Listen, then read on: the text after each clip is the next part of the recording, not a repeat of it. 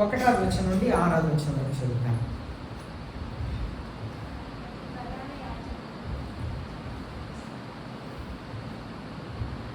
Hebrew పత్రిక 5వ అధ్యాయం 1 నుండి 6 వచనం. ప్రతి ప్రధాన యాజకుడు మనుషుల నుండి ఏర్పరచబడిన వాడే పాపముల కొరకు ఆత్మలను బలులను అర్పించుటకు దేవుని విషయమైన కార్యములు జరిగించుటకై మనుషుల నిమిత్తము నియమింపబడును. తాను కూడా బలహీనత చేత ఆవరింపబడి ఉన్నందున అతడు ఏమీ తెలియని వారి ఎడలను త్రోవ తప్పిన వారి ఎడలను తాళిమి చూపగలవాడే ఉన్నాడు. ఆ హేతువు చేత ప్రజల కొరకు ఎలాగో అలాగే తన కొరకును పాపుల నిమిత్తము అర్పణము చేయవలసిన వాడే ఉన్నాడు. మరియు ఎవడును ఈ ఘనత తనకు తానే సహించుకొనడు గాని అహరోను పిలువబడినట్టుగా దేవుడు చెప్పి పిలువబడిన వాడే ఈ ఘనత పొందును. అటువలే క్రీస్తు కూడా ప్రధాన యాజకుడు అగుటకు తను తానే మహిమపరచుకొనలేదు. కానీ నీవు నా కుమారుడవు, నేను నేడు నిన్ను కని ఉన్నాను అని ఆయనతో చెప్పిన వాడే ఆయనను మహిమపరిచెను. ఆ ప్రకారమే నీవు మెల్కీసెదెకు యొక్క క్రమము చొప్పున నిరంతరము యాజకుడివై ఉన్నావు అని మరి ఒక చోట చెప్పుచున్నాడు. ఇక్కడ మనం చూస్తున్నాము, for every high priest taken from among men appointed on behalf of men in things pertaining to God. దేవుడు ప్రధాన యాజకులుగా దేవుని సేవకులను ఏర్పరచుకున్నప్పుడు కూడా వారి మనసుల్లో నుండే వారిని ఏర్పరిచారు. కానీ యేసయ్య మనసుల్లో నుండి రాలేదు, కానీ ఆయన దేవుడుగా ఉన్నవారు ఈ లోకంలో మానవుడిగా వచ్చి జన్మించారు.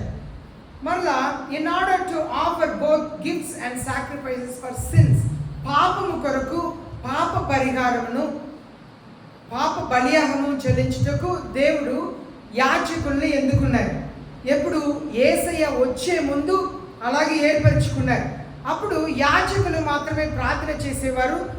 ఎవరైనా దేవుని దగ్గర పాప క్షమాపణ పొందాలి, దేవుని దగ్గర ఆశీర్వాదం పొందుకోవాలంటే యాజకుల దగ్గర వెళ్ళాలి. కానీ ఈ దినములలో మన కొరకు మనమే ప్రార్థన చేసుకోవచ్చు. మనం ఒక సేవకుని దగ్గర వెళ్ళని అవసరం లేదు. అదే అక్కడ 1వ వచనంలో మనం చూస్తున్నాం. ఈనాడు కూడా చాలామంది దేవుని వైపు నుండి వాళ్ళు కళ్ళని తిప్పి మనుషుల వైపు మనుషుల్ని వెంబడిస్తున్నారు. మనుషులు కూడా చాలామంది సంఘముని విశ్వాసుల్ని దేవుని వైపు నడిపించకుండా తమ వైపు నడిపించుకుంటున్నారు. దానికే చాలామంది దేవుని మీది కూడా ప్రేమ లేకపోవచ్చు, కానీ ఆ సేవకుల్ని ఎక్కువ ప్రేమిస్తారు, ఎక్కువ ఆ సేవకునికి భయపడతారు. అది కూడా పాపమే. ఒక సేవకుడు దేవుని వైపు మనసుని నడిపించకుండా తన వైపున నడిపించకుండా అది పాపం, అది దేవునికి ఇష్టం లేని పాపం. ఈనాడు చాలామంది ఈ కార్యములను చేస్తున్నారు. మన వైపు నడిపించుటకు సేవకులకు దేవుడు పిలుపునివ్వలేదు. దేవుని వైపు నడిపించాలి. కానీ ఎలాగ యేసయ్య చెప్పారో, నన్ను వెంబడించని చెప్పారో ఆ మాటనే పౌలు అపోస్తలుడు మాత్రమే చెప్పారు. నేను యేసయ్యని వెంబడించినట్ల మీరు కూడా నన్ను వెంబడించండి.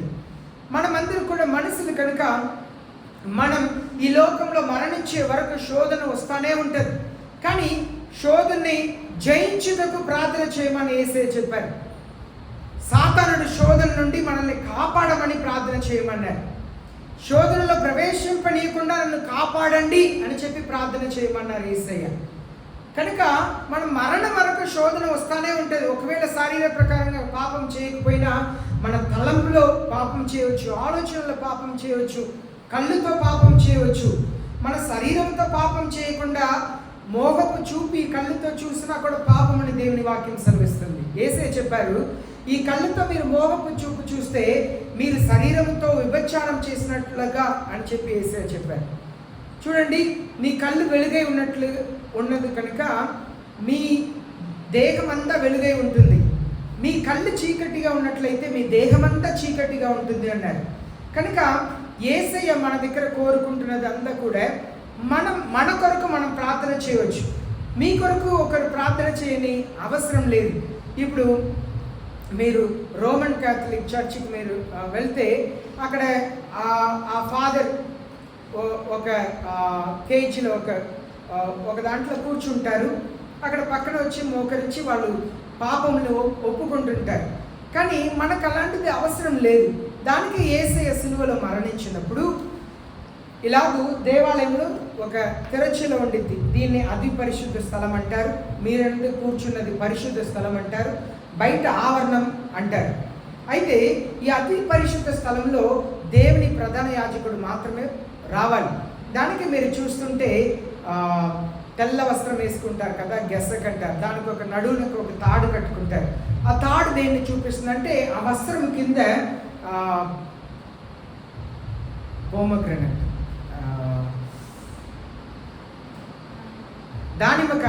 దానిమ్మకాయ లాంటి గంటనే అలా వస్త్రంలోకి పెడతారు.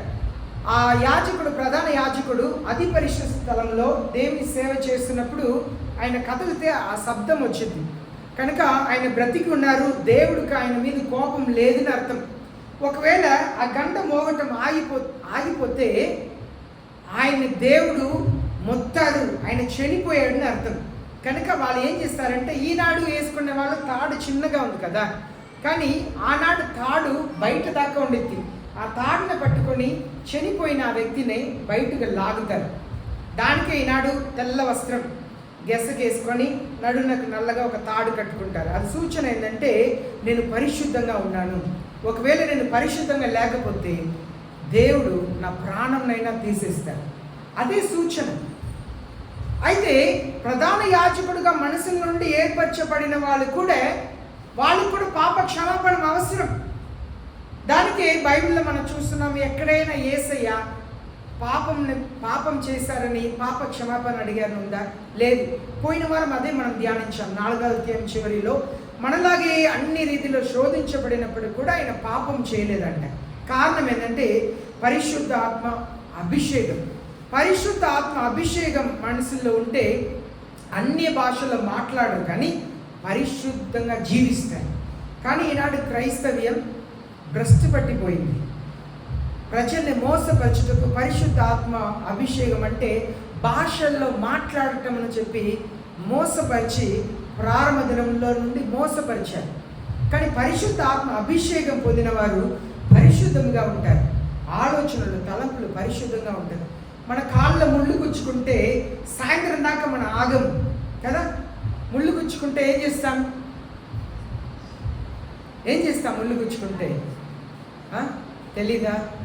ఇంటికి వచ్చి అమ్మని అడిగి ఏం చేయాలని అడుగుతారా? లేదు. ఏం చేస్తారు? వెంటనే తీసేస్తాం.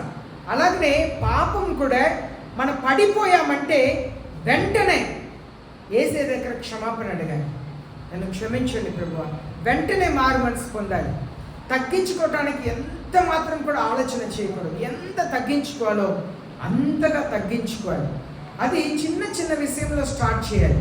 చిన్న చిన్న విషయంలో తగ్గించుకోవటం మొదలుపెట్టినప్పుడే యేసయ్య ఆశీర్వాదం ఇస్తారు. 2వ వచనంలో చూస్తున్నాము, he can deal gently with the ignorant and misguided. ఎవరెవరైతే ఆ వాక్య సత్యంని ఎరగక ఉన్నారో, పరిశుద్ధమైన జీవితంని అర్థం చేసుకోక ఉన్నారో, అలాగే తప్పు మార్గంలో ఎవరెవరు నడుస్తున్నారో వాళ్ళందరినీ కూడా మంచి మనసుతో మంచి మార్గం నడిపించుటకు ప్రధాన యాజకుడిని దేవుడు ఎందుకుంటున్నారు. ఈనాడు దేవుని సేవకులకు దేవుడు ఇచ్చిన ఆజ్ఞ ఏంటంటే పోషించమని చెప్తున్నారు. అనగా సత్య వాక్యంని బోధించటం. ఈ వాక్యంని మీకు బోధించుటకు ఇచ్చారు, కానీ ఈ వాక్యంని తీసుకొని రాయిలా మీ మీద విసిరేసి మిమ్మల్ని గాయపరచడం కాదు. యేసయ్య ఈ నెవర్ కండెమ్స్ ఎనీవన్. యేసయ్య ఎవరిని కూడా చేసిన పాపంని గుచ్చి మాట్లాడు. యేసయ్య నువ్వు చేసిన పాపంని చెప్పి ఎత్తి చూపించి నిన్ను బాధ పెట్టరు. యేసయ్య క్షమించే దేవుడు. ఎవరైతే పశ్చాత్తాపడుతున్నారో, నేను ఇలా చేసి ఉండకూడదు, నేను ఇలా మాట్లాడి ఉండకూడదు అనే మనసు కలిగి ఉన్నారో వాళ్ళని కనికరించే దేవుడు, జాలి చూపించే దేవుడు. కనుక ఆయన అలాగూ మన దగ్గర ప్రవర్తిస్తారంట. He himself also beset with weakness. ప్రతి ఒక్క యాజకుడికి కూడా బలహీనత ఉంటుంది. యేసయ్య 100% దేవుడు 100% మానవుడిగా ఉన్నాడు కనుకనే తనకు పరిశుద్ధ ఆత్మ అభిషేకం ఉండటం వలన తను శోధించబడినప్పుడు కూడా పాపం చేయకుండా జీవించారు. కానీ మనం యాజకులు, దేవుని సేవకులు అందరూ మాంసం రక్తం కలిగిన వారు కనుక ఏదో ఒక రీతిలో పాపం చేయటకు అవకాశం ఉంటుంది.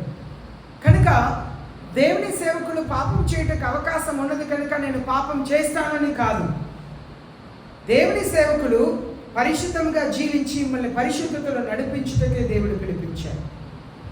కనుక దేవుడు మన దగ్గర కోరుకుంటున్నది పరిశుద్ధత, నీతి కలిగిన మంచి జీవితం. ఇక్కడ మనం చూస్తున్నాము, ఎక్కడ ఎవరిని కూడా దేవుడు ఎన్నడూ కూడా వారు పాపముని గురించి మాట్లాడినట్లుగా ఎక్కడ లేదు. కొన్ని పర్యాయం పరిసయ్యులను చూసి యేసయ్య చెప్తున్నారు, మీరు సున్నా వేయబడిన సమాధిలా ఉన్నారు, బయట చూస్తే బాగున్నారు కానీ లోన అంతా కూడా దుర్వాసన, అన్నీ చెడు ఉన్నది అన్నారు. యేసయ్య వాళ్ళని చూసి చెప్పారు, మీరు మీ గిన్నె బయట శుభ్రం చేస్తున్నారు కానీ లోన శుభ్రం చేయట్లేదు. కారణం ఏంటంటే బయట చక్కగా ఉన్నారు కానీ రహస్య జీవితం బాగలేదు. రహస్య జీవితం అనగా చీకటిలో చేసేది కాదు రహస్య జీవితం. రహస్య జీవితం అంటే మన హృదయంలో ఉన్నది. మన హృదయంలో ఉన్నది ఎవరికి తెలియదు. ఏ ఆలోచన చేస్తున్నాం, ఏ ఊహిస్తున్నాం ఎవ్వరికి తెలియదు. అది హృదయంలో మాత్రమే ఉంటుంది. దానికే యేసయ్య చెప్పారు, మీరు ప్రార్థన చేస్తున్నప్పుడు మీరు ఇంట్లో వెళ్ళి గదిలో వెళ్ళి తలుపేసుకొని ప్రార్థన చేయండి, రహస్యంగా ప్రార్థన చేయండి. దాన్ని రహస్యంలో చూసిన దేవుడు మీకు బహిరంగంగా ప్రతిఫలం ఇస్తాడు. రహస్య చోటు, ఈ హృదయం లాంటి రహస్య చోటు ఈ లోకంలో ఎక్కడ లేదండి. ఈ హృదయం లాంటి రహస్య చోటు ఈ లోకంలో ఎక్కడ లేదు. ఇది ఒక సేఫ్టీ లాకర్ కంటే, బ్యాంక్లో ఉన్న సేఫ్టీ లాకర్ కంటే రహస్యమైన ఒక చోటు. యేసయ్య చెప్పేది రహస్య పాపం అంటే ఈ హృదయంలో ఎన్నో దాగి ఉంటుంది. చిన్నప్పటి నుండి చేసిన పాపమైనా సరే, లేదు మన ఆలోచన, మనం ఏ ఆలోచన చేస్తున్నామని పక్క వారికి తెలుసా? ఎవరికి తెలియదు, యేసయ్యకు మాత్రమే తెలుసు. కనుక యాజకులు కూడా ఎంత కనికరించినా పాపం చేయడానికి అవకాశం ఉంది. కనుక వాళ్ళు కూడా బలహీనత కలిగిన వారే కదా అని చెప్పి 2వ వచనంలో చదువుతున్నాం. ఇప్పుడు 3వ వచనంలో చూసినప్పుడు because of it he is obligated to offer sacrifices for his sin. ఒక ప్రధాన యాజకుడు ఆయన ఎంత కనికరం కలిగి జాలి కలిగి బలియాగం సమర్పించినా కూడా తను బలహీనత కలిగి ఉన్నారు కనుక తను పాపం కొరకు కూడా తను బలియాగం చేయాలి. అనగా ఆనాడు పాత నిబంధనలు ఎలా ఉండదంటే, విశ్వాసులు పాపం చేస్తే ఏ సమర్పణని బలిని సమర్పించాలో అదే సమర్పణని ప్రధాన యాజకుడు కూడా, సేవకులకు కూడా, అనగా విశ్వాసులకు ఒకలాంటి బలి చెల్లించాలి, సేవకులకు ఒకలాంటి బలి చెల్లించాలని లేవియకాండంలో లేదు. సామాన్యమైన ఒక వ్యక్తి పాపం చేస్తే ఏ బలి ఇవ్వాలో అదే బలినే ఒక యాజకుడు కూడా చేయాలి. దానికి అర్థం ఏం తెలుసా? దేవుని ఎదుట తీర్పు సేవకునికి విశ్వాసులకు అందరికి సమానమే. దానికే బైబిల్లో చూస్తున్నాం, ఆయన పక్షపాతి కాదు. ఆయన అందరినీ ఒకే రీతిలో తీర్పు తెచ్చే దేవుడు, ఒకే రీతిలో ఆశీర్వదించే దేవుడు. కనుక 3వ వచనంలో సెలవిస్తుంది, ప్రధాన యాజకుడు కూడా పాపం కొరకు ఏంటండి అర్పణం చేయాలి, అనగా బలి ఇవ్వాలి. ముందు సంఘము కొరకు, విశ్వాసుల కొరకు ప్రార్థన చేయక ముందు సేవకుడు తను పాపంని ఒప్పుకొని తను పాపం కొరకు బలి చెల్లించాలి, తరువాతనే ప్రజల కొరకు బలి చెల్లించాలి. కానీ ఇది మానవులైన యాజకులకు. కానీ ఇక్కడ ఈ హెబ్రీ పత్రిక 5వ అధ్యాయం 1 నుండి 6 వచనంలో మనం నేర్చుకుంటున్నది 2 విషయాలు నేర్చుకుంటున్నాం. మానవుడైన యాజకుడు, దేవుడైన యాజకుడు. అనగా మానవుడిగా ప్రధాన యాజకుడు, క్రీస్తుగా ప్రధాన యాజకుడు. ఇద్దరుకున్న తేడానే మనం చూస్తున్నాం. ఇప్పుడు చూస్తున్నాం 4వ వచనం, and no one takes the honor to himself but receives it when he is called by God, even as Aaron was. చదువుదాం. మరియు ఎవడును ఈ ఘనత తనకు తానే సహించుకొనడు గాని అహరోను పిలువబడినట్టుగా దేవుని చేత పిలువబడిన వాడే ఈ ఘనత పొందును. చూడండి, దేవునికి సేవ చేయటం అనేది ఇష్టపడి ఒక వ్యక్తి చేసేది కాదు. దేవుని పిలుపు ఉండాలి. దేవుడు ఒక వ్యక్తిని ఏర్పరచుకోవాలి. అహరోన్ని దేవుడు ఎందుకున్నారు? దేవుడు అహరోన్ని ఎందుకొని ప్రధాన యాజకుడుగా నియమించినట్లుగా దేవుని సేవ అనేది ఘనమైనది. అది ఏర్పరచుకున్న వారు మాత్రమే సేవను చేయాలి. కానీ ఈనాడు కాలం మారిపోయింది. ఎవరికి వాళ్ళు ఇష్టపడి మా అమ్మ నన్ను సేవకు సమర్పించుకున్నారనో, లేదు ఏదో ఒక సందర్భంలో దేవుడు నాతో మాట్లాడారు, నేను కూడా దేవుని సేవ చేయాలని ఆశపడుతున్నానో చాలామంది సేవలో ఉన్నారు. కానీ దేవుడు ఏర్పరచుకొని అభిషేకం చేయబడిన సేవకులు కొందరు మాత్రమే. కానీ ఎవరెవరైతే ఇష్టపడి నేను సేవ చేస్తానని చెప్తారో వారందరినీ కూడా యేసయ్య సేవకు పంపిస్తున్నారు. దానికి యేసయ్య ఒక ఉపమానంని చెప్పారు. యజమానుడు వచ్చి తాను ద్రాక్ష తోటంలో కొందరిని పనికి పంపించారంట. ఆయన మార్కెట్కి వెళ్ళారంట. బజార్కి వెళ్తున్నప్పుడు ఆయన చూస్తున్నారంట 9 గంటల ప్రాంతంలో కొందరు బజార్లో నిలబడి ఉన్నారంట. ఏదండి రోడ్డు మీద ఖాళీగా ఉండి ముచ్చట్లు వేసుకుంటున్నారు, ఏమైందంటే ఈరోజు ఎవరు నాకు పని ఇవ్వలేదండి. సరే వెళ్ళండి, నా పొలంలో వెళ్ళండి, పని చేయండి, మీకు తగిన కూలిని నేను ఇస్తాను. కానీ మొదటిగా ఆయన పని వాళ్ళని పంపించారు. ఆయన పిలిచిన వారిని పంపించినప్పుడు ఏం చెప్పారు? నేను ఈరోజు మీకు 100 రూపాయలు ఇస్తాను అని చెప్పి పంపించారు. కానీ మిగిలిన 9 గంటలకు చూసిన వాళ్ళని చెప్తున్నారు, ఎవరు పని ఇవ్వలేదని చెప్పి పని లేక ఉన్నారా? సరే నా పొలంలో వెళ్ళి పని చేయండి, నేను మీకు ఏమి ఇవ్వాలో ఇస్తాను. మరలా యజమానుడు 12 గంటలకు బయట వచ్చారంట. అప్పుడు కూడా కొందరు రోడ్డు మీద కూర్చొని ముచ్చట్లాడుతున్నారంట. ఏంటంటే మీరు రోడ్డు మీద ఉన్నారు, పనికి వెళ్ళలేదు అంటే ఎవరు మాకు పని ఇవ్వలేదు. సరే వెళ్ళండి, వెళ్ళి పని చేయండి, నా పొలంలో మీకు ఏమి ఇవ్వాలో నేను ఇస్తాను. మరలా 3 గంటలకు వస్తున్నారు. 3 గంటలకు కూడా కొందరు రోడ్డు మీద ఉన్నారు. ఏంటండి రోడ్డు మీద ఉంటున్నారు, ఏం చేస్తున్నారంటే ఎవరు మాకు పని ఇవ్వలేదండి. సరే నేను పని ఇస్తాను, నా పొలంలో వెళ్ళి పని చేయండి, మీకు ఏమి ఇవ్వాలో నేను ఇస్తాను. సాయంత్రం 6 గంటలు వచ్చినప్పుడు చివరిగా 3 గంటలకు బజార్లో చూసిన వాళ్ళని పిలిచి వాళ్ళకు 100 రూపాయలు ఇచ్చారంట. అప్పుడు మొదటిగా ఆయన పనికి పంపించారు కదా, ఉదయకాలం 6 గంటలకు పంపించారే, వాళ్ళు అనుకున్నారు, అబ్బా 3 గంటలకు పనికి వచ్చిన వాళ్ళకే 100 రూపాయలు ఇస్తున్నారంటే మేము ఉదయకాలం 6 గంటల నుండి పని చేస్తున్నాం, మాకెంత ఇస్తారు అని అనుకుంటే, మరలా 12 గంటలకు పనికి వచ్చిన వాళ్ళు కూడా అదే 100 రూపాయలు ఇస్తున్నారు. మరలా 9 గంటలకు ఉదయకాలం 9 గంటలకు వచ్చిన వాళ్ళు కూడా 100 రూపాయలు ఇస్తున్నారు. వీళ్ళు చూస్తున్నారు, అదేంటి సాయంత్రం 3 గంటలకు వచ్చిన వాళ్ళకు 100 రూపాయలు, ఎందుకంటే వాళ్ళు పని చేస్తుంది 3 గంటలే కదా. మరలా 12 గంటలకు వచ్చిన వాళ్ళు కూడా 100 రూపాయలు, 6 గంటలే పని చేశారు.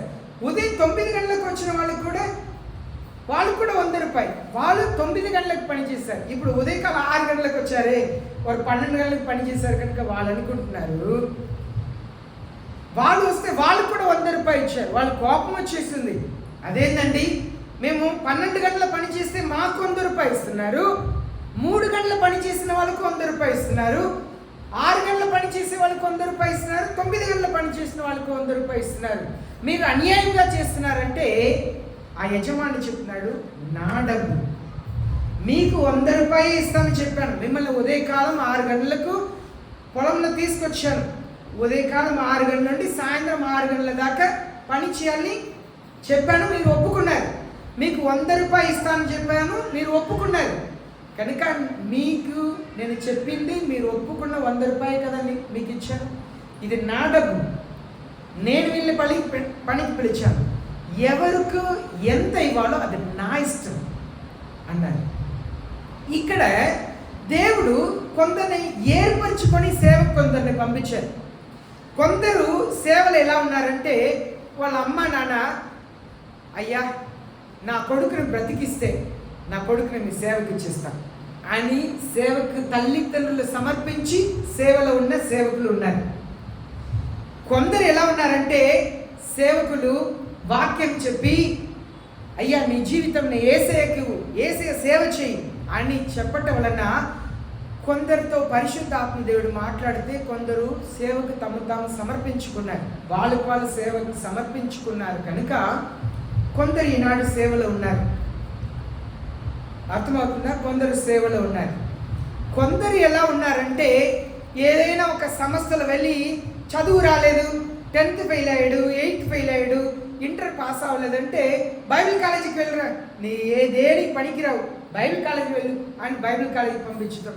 పనికిరాని వాళ్ళని, లోకంలో ఉపయోగం లేని వారిని, తల్లిదండ్రులకు ఉపయోగం లేని వారిని, సంపాదించలేని వారిని, పోషించలేని వారిని బైబిల్ కాలేజీకి పంపించి, అంటే దేవుడికైనా ఉపయోగం ఉండు అనే ఒక మంచి మనసుతోనే పంపిస్తారు. దేవుడైనా నిన్ను వాడుకుంటారు. లోకంలో నీ పనికిరావు, నీ పని చేయడం జాత కాదు, చదువు రాదు, బుద్ధిహీనుడు, దేవుడైనా నిన్ను వాడుకుంటారు, పో బైబిల్ కాలేజీ వెళ్ళి చదువు అని ఆ కారణంతో బైబిల్ కాలేజీ వెళ్ళి బైబిల్ చదివి సేవలో ఉన్నవారు ఉన్నారు.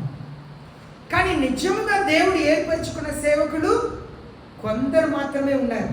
తల్లిదండ్రులు సమర్పించుకున్నారు, నేను ఇష్టపడి సేవకు వస్తున్నా, చదువు రాలేదని సేవకు వచ్చిన వాళ్ళు చాలామంది ఉన్నారు. కానీ ఇక్కడ యేసయ్య ఏం చెప్తున్నారంటే, పిలుపు అనేది దేవుడు పిలిస్తేనే, దేవుడు సేవకు పిలిస్తేనే వాళ్ళు నిలబెడతారు. యేసయ్య సేవకు పంపించిన వాళ్ళే కష్టపడతారు. ఇప్పుడు వీళ్ళు ఉదయం 6 గంటల నుండి సాయంత్రం 6 గంటల దాకా 12 గంటలు పనిచేశారు. వాళ్ళు ఆశపడింది నిజమే. ఎప్పుడు వాళ్ళకి ఆశ వచ్చింది? ఉదయం 6 గంటల నుండి సాయంత్రం 6 గంటల దాకా పని చేసినప్పుడు వాళ్ళకి డబ్బు మీద ఆశ వచ్చిందా? ఆశ వచ్చిందా? లేదు. ఎప్పుడు ఆశ వచ్చింది? సాయంత్రం 3 గంటల నుండి 6 గంటల పని చేసిన వాడికి 100 రూపాయలు ఇచ్చినప్పుడే ఆశ వచ్చింది. అలాగనే సేవకు దేవుడు పంపించిన వాళ్ళు సేవ చేస్తున్నారు. కానీ ఎప్పుడైతే రీసెంట్గా చివరి సమయంలో వచ్చిన వాళ్ళు ఆశీర్వాదం పొందుతున్నారో, వాళ్ళని చూసి మమ్మల్ని ఎందుకు ఆశీర్వదించట్లేదని అనుకుంటున్నారు. దేవుని సేవ ఘనమైనది. ఇష్టపడి సేవ చేయవచ్చు. తల్లిదండ్రులు చెప్తారు, రే పుట్టినప్పుడే, నువ్వు కడుపులో ఉన్నప్పుడే నిన్ను దేవుని సేవకు ఒప్పుకున్నానరా, సేవ చేయరా అంటారు. రకరకాలుగా దేవుని సేవకు పంపించవచ్చు. కానీ పిలిచిన వారు, దేవుడు పిలిచి పంపించిన వారు కొందరు మాత్రమే. దానికే యేసయ్యను చాలా మంది వెంబడించారంట. అపోస్తలుల గ్రంథంలో చదువుతున్నాం, యూదా ఇస్కరియోతు స్థానంలో వేరే వాళ్ళని ఎందుకోవాలని అనుకున్నప్పుడు యేసయ్యతో ప్రారంభం నుండి ఉన్న వారిలో ఒకరిని ఎందుకున్నారంట. ఈ 12 మంది కాక యేసయ్యను వెంబడించిన వారు చాలా మంది ఉన్నారు. కానీ యేసయ్య ఎవరిని ఏర్పరచుకున్నారు? 12 మంది. గ్రామాలకు 70 మందిని ఇద్దరుగా గ్రామాలకు పంపించారంట. చాలా మంది యేసయ్యకు సేవకులు ఉన్నారు, శిష్యులుగా వెంబడించే వాళ్ళు ఉన్నారు. కానీ తన కొరకు 12 మంది మాత్రమే ఎందుకున్నారు. ఈ 12 మందిలో కూడా విశేషంగా 3 మాత్రమే ఎందుకున్నారు కదా. ఎవరెవరు? పేతురు, యాకోబు, యోహాను. కనుక అది ఇక్కడ ఈ వచనం చెప్తుంది చూడండి, 4వ వచనం. దేవుని సేవ ఘనమైనది, కొందరిని మాత్రమే ఎందుకున్నారు. దేవుడు ఎందుకున్న సేవకులు ఎలా ఉంటారంటే, ఎక్కడ సేవ లేదు, ఎక్కడ సేవకులు లేరు, అక్కడ పిల్లలకు చదవటానికి స్కూల్ లేకపోవచ్చు, అక్కడ మంచి ఇల్లు లేకపోవచ్చు, లేదు పరిస్థితులు బాగలేకపోవచ్చు, ఎంత కష్టమైనా, కొండైనా లోయైనా ఎక్కడైనా సేవ చేస్తారు. అది స్కూల్ అయినా, కాలేజ్ అయినా, సిటీ అయినా, విలేజ్ అయినా, ఎక్కడైనా పని చేస్తారు. కానీ తల్లిదండ్రులు సమర్పించేవారు, తాము సేవకు సమర్పించుకున్నానన్నవారు, దేవుడు నాతో వాక్యం నుండి మాట్లాడారన్నవారు, బైబిల్ కాలేజ్ వెళ్ళి సేవకు సమర్పించుకున్న, బైబిల్ కాలేజీ ఇక్కడ పనిపాటు లేక, చదువు రాక బైబిల్ కాలేజ్ చాలామంది వెళ్తుంటారు కదా. ఊరికనే డిగ్రీ కొరకు, ఏదో నేను బైబిల్ స్కూల్లో టీచర్గా ఉండాలని ఏదేదో కారణంతో వెళ్ళే వాళ్ళు ఉంటారు కదా. వీళ్ళు ఏం చేస్తుంటారంటే, వాళ్ళకి ఎక్కడ సేవ చేయాలో తెలియదు కనుక అక్కడ సంస్థ నాయకులు కానీ వాళ్ళు ఫలానా చోటుకు సేవకు వెళ్ళండి అని చెప్పి పంపిస్తుంటారు. అయితే ఇక్కడ మనం చూస్తున్నాము, అలాగూ పంపించబడిన వారు కాక నిజముగా యేసయ్య ఎందుకున్న వారు ఎలా ఉంటారంటే, దేన్నైనా విడిచిపెట్టడానికి ఇష్టపడతారు. కుటుంబంని వదిలిపెట్టేస్తారు, బంధువుల్ని వదిలిపెట్టేస్తారు, భాషను వదిలిపెడతారు, ఎక్కడైనా వెళ్ళి సేవ చేస్తారు. ఎక్కడ అవసరం ఉందో అక్కడ వెళ్ళి సేవ చేస్తారు. కానీ అవసరం ఉన్న చోటులో దేవుడు ఎవరిని పంపించరు. అవసరం ఉన్న చోట్లోనే దేవుడు పంపిస్తారు. కానీ ఎక్కడ సేవకులు ఉన్నారో, అవసరం లేదో అక్కడ దేవుడు సేవకుల్ని పంపించరు. కనుక ఈ 4వ వచనం సెలవిస్తుంది, దేవుడు అప్పగించకపోతే ఎవరు కూడా ఈ ఘనమైన సేవని పొందుకోలేరు. కొన్నిసారి మనం చూస్తాం, ఊళ్ళో ఒక 2 రోజులుగా దాదాపు 20 గంటలకు ఉదయం నుండి సాయంత్రం దాకా పాటలు పాడుతూ ఉన్నారు. ఆ మ్యూజిక్ సౌండ్ ఇక్కడ వినపడుతూ ఉంది, పాడుతూ ఉన్నారు. నేను ఇదంతా చూసినప్పుడు అనుకుంటాను, వీళ్ళకి ఏం భారం, నాకు అర్థం కాదు. వీళ్ళకి ఏ భారం? సేవ లేని చోట్ల సేవ చేయాలని భారం లేదు. సేవకులు లేని చోట్ల సేవ చేయాలని భారం లేదు. సేవకులు ఉన్న చోట్లోనే ఎందుకు వస్తున్నారు? సండే స్కూల్ పిల్లల్ని మన సండే స్కూల్ ప్రారంభించక ముందే వాళ్ళు ఉన్న సంఘం నుండి మనుషుల్ని పంపించి వాళ్ళ చోటు తీసుకెళ్తున్నారంట. ఏం చెప్తున్నారు? బహుమానం ఇస్తాము. ఇలా సేవ అయింది. సేవకుడు ఉన్న చోట్లో, సేవ జరుగుతున్న చోట్లో, సంఘం ఉన్న చోట్లో వీళ్ళకి ఎక్కడి నుండి భారం వచ్చింది? ఏదో భారం ఉన్నట్లు ఉదయం నుండి సాయంత్రం దాకా దమ్మ మ్యూజిక్ వాయిస్తారు, పాటలు పాడుతూ ఉన్నారు. ఏం భారం? అదే ఈ ఘనమైన సేవకు ఎందుకున్న వాళ్ళు కష్టమైన, బాధైన దేవుడు ఎక్కడ వెళ్ళమంటారో అక్కడ వెళ్తారు. అనుకూలతను చూడరు. నాకు పిల్లలు ఉన్నారు, వాళ్ళు చదవటానికి చూడాలి, స్కూల్ ఇక్కడ లేదు, దగ్గర స్కూల్ లేదు, కనుక నాకు అనుకూలమైన చోటు కావాలి అని చూడు. నా పిల్లలకు చదివే లేకపోయినా పర్లేదు, వాళ్ళు బైబిల్ చదివితే చాలు, నా దేవుని సేవ చేస్తే చాలు. అది ఎక్కడైనా సరే నేను దేవుడు చూపించిన చోటుకి వెళ్ళి సేవ చేస్తాను. అలాంటి సమర్పణ ఉంటుంది. ఈ ఊరికి వచ్చే ముందు, ఈ ఊరికి రావాలని నేను మర్చిపోయాను. చర్చ్ ముందు గెస్ట్ రూమ్, మేము 2.5 సంవత్సరాలు ఉన్నాం కదా, ఇప్పుడు గెస్ట్ రూమ్ ఉంది కదా, అది కట్టించింది మా పెద్ద పిన్ని. చిత్తి నీకు కొడితే పణత వచ్చిదా అంత గెస్ట్ రూమ్ అన్నాను కట్టినాం. అయితే నేను అప్పుడు మా పిన్నికి చెప్తున్నాను, మీరు దాన్ని కట్టిస్తే మేము ఇక్కడే ఉండి సేవ చేస్తామని.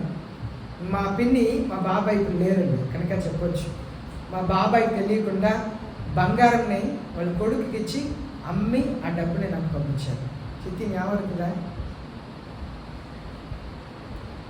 అంత పనితో వచ్చిన ఆ డబ్బుని వచ్చి మా బాబాయ్కి తెలిసి తిడతారని, దాన్ని ఏమంటారు, బ్యాంగిల్ చేతిలో ఏమంటారు, గాజు, ఆ గాజుని వాళ్ళ కొడుకుకి ఇచ్చి అమ్మి ఆ డబ్బుని పంపించి ఆ డబ్బుతోనే అది కట్టాను.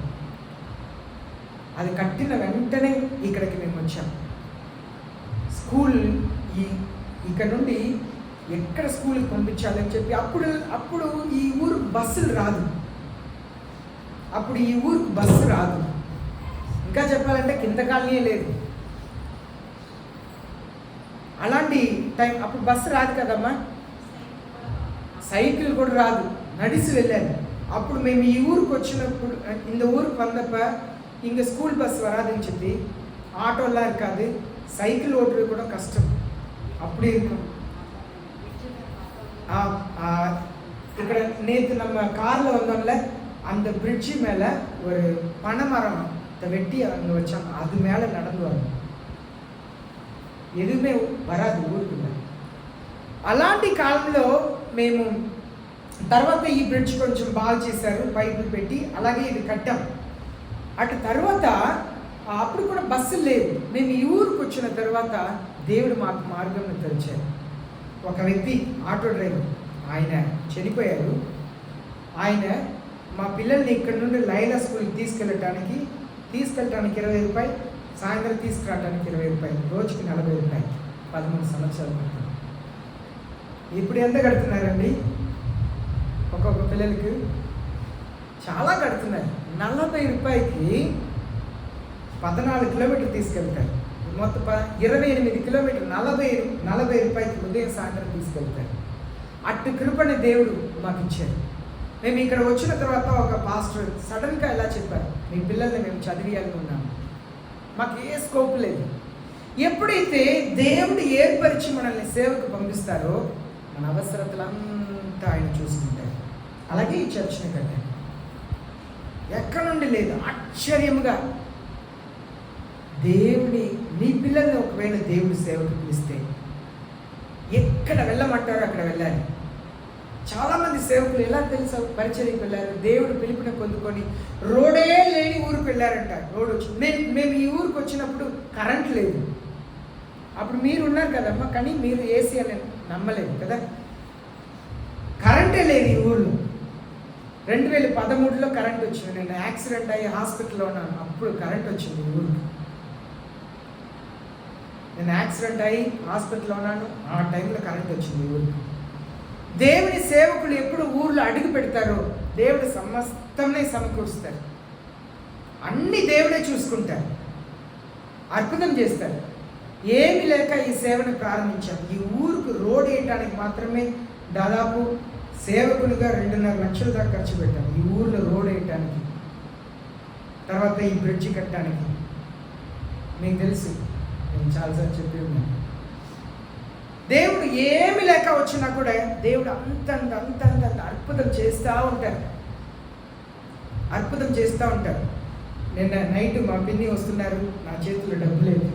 వాళ్ళని కారు పెట్టుకొని తీసుకురావాలి, ఆటోగా అక్కడ నుండి ఆటోలో తీసుకొచ్చి మరలా బస్సులో తీసుకురావాలి, మరలా అక్కడ నుండి ఇక్కడ ఆటో తీసుకురావాలంటే చేతిలో డబ్బు లేదు. ఏం చేయాలి అర్థం కాలే.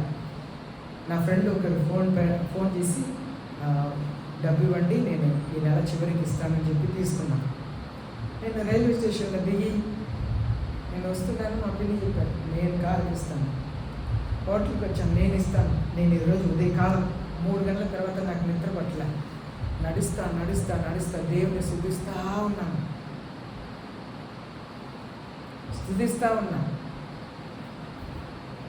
ఎందుకంటే నాకు అప్పుడు దేవుడు మాట్లాడారు, నీ అవసరత ఏంటో నాకు తెలుసు, నీ అవసరతను ఎలా తీర్చాలో నాకు తెలుసు. అంటే మనం ఎప్పుడైతే దేవునికి లోబడతామో దేవుడు మనల్ని ఆశీర్వదిస్తాడు. కానీ ఈనాడు ఈ మాటను ఎవరు విశ్వసించట్లేదు. ఈ 4వ వచనంలో అంత ఉన్నాయి, ఎవరు విశ్వసించట్లేదు. చర్చ్ ఉన్న ఊళ్ళో వెళ్ళి చర్చ్ కడతారు, సేవ ఉన్న ఊళ్ళోనే వెళ్ళి భారం ఉన్నట్లుగా సేవ చేస్తారు. సేవ లేని చోట్ల వీళ్ళు పెట్టే ఖర్చుని అక్కడ పెట్టి సేవ చేస్తే ఎంతో ఆశీర్వదించబడతారు.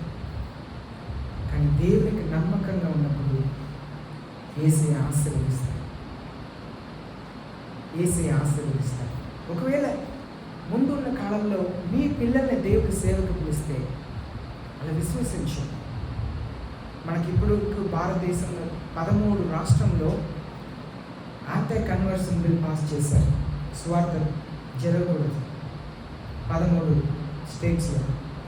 కనుక మనకు ముందు ఇలాంటి అవకాశం లేకపోవచ్చు, కానీ యేసయ్యని పరిపూర్ణంగా విశ్వసించాలి. 5వ వచనం, so also Christ did not glorify himself so as to become a high priest, but he who said to him, you are my son, today I have begotten you.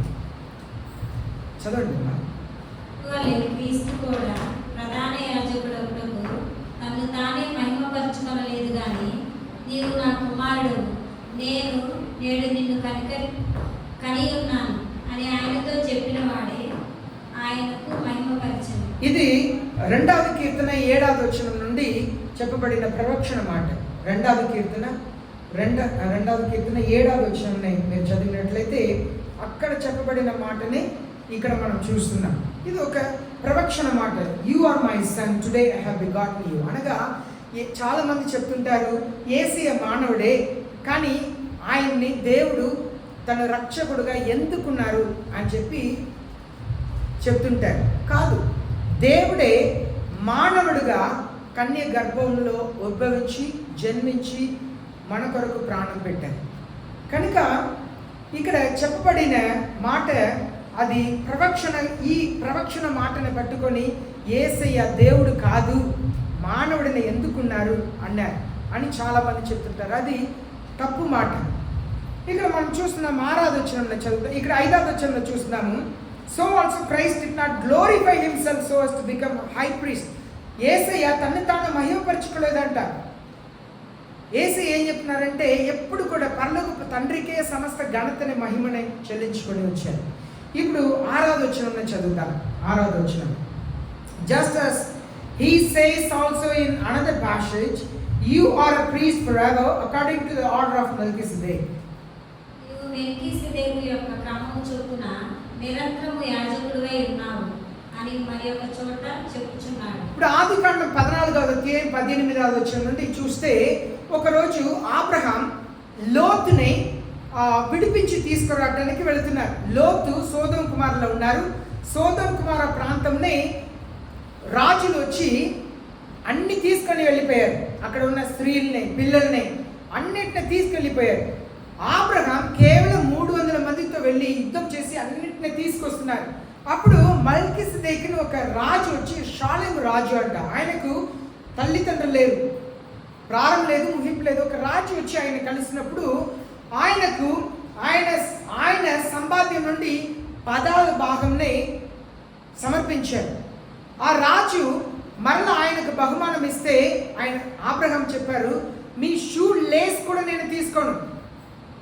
ఎప్పుడైతే అబ్రహాం ఆ మెల్కీసెదెకు రాజు దగ్గర నుండి రొట్టిని ద్రాక్షరసాన్ని తీసుకున్నారో, ఈ మెల్కీసెదెకు రాజు ఏమి ఇచ్చారంటే అబ్రహాంకి 14 ఆదికాండం 14వ అధ్యాయం 18వ వచనం నుండి రొట్టిని ద్రాక్షరసాన్ని ఇచ్చారంట.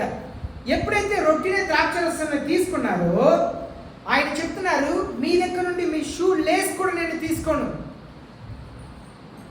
కానీ తను చేతి నుండి 10వ భాగం ఇస్తున్నారంట. ఎప్పుడైతే ఈ రొట్టి ద్రాక్షరసం మెల్కీసెదెకు ఆదికాండంలో అబ్రహాంకి ఇచ్చిన సూచన ఏంటంటే, యేసయ్య శరీరంని, రక్తంని మనం తిని త్రాగుతున్నప్పుడు మనము కూడా దేవునికి మన 10వ భాగంని, మన ప్రేమపూర్వకమైన కాணிకని ధారాళముగా ఇవ్వాలి. మన యేసయ్య దగ్గర ఆశించి ఇచ్చేది కాదు. నేను యేసయ్య శరీరంలో, రక్తంలో పాలు పొందుతున్నా. కారణం, యేసయ్య శరీరాన్ని తింటున్నప్పుడు యేసయ్య శరీరం మన శరీరంలో మాంసముగా మారుతుంది. యేసయ్య రక్తాన్ని త్రాగుతున్నప్పుడు మన శరీరంలో ఉన్న రక్తంగా యేసయ్య రక్తంగా మారుతుంది. కనుక మనం యేసయ్యలా మారాలి. అదే ఇక్కడ సెలవించబడి ఉంది.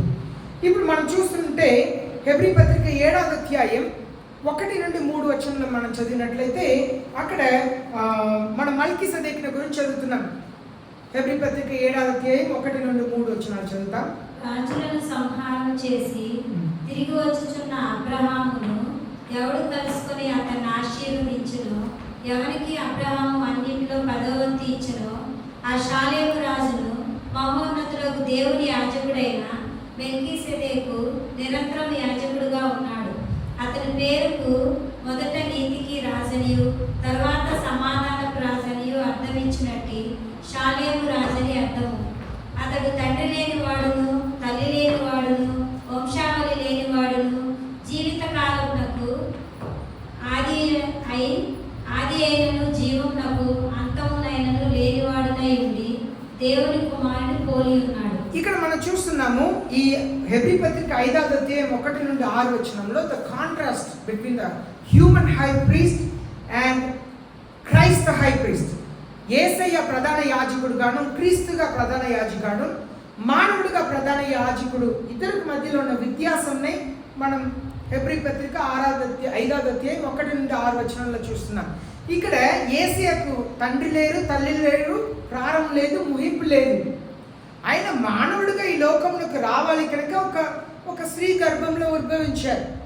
ఎలాగూ మల్కీసెదెకు చేతిలో రొట్టిని ద్రాక్షరసాన్ని తీసుకొని 10వ భాగంలో చెల్లించారో, యేసయ్య శరీరాన్ని తిని రక్తాన్ని త్రాగుతున్న మనము కూడా అలాంటి సమర్పణ ఉండాలి.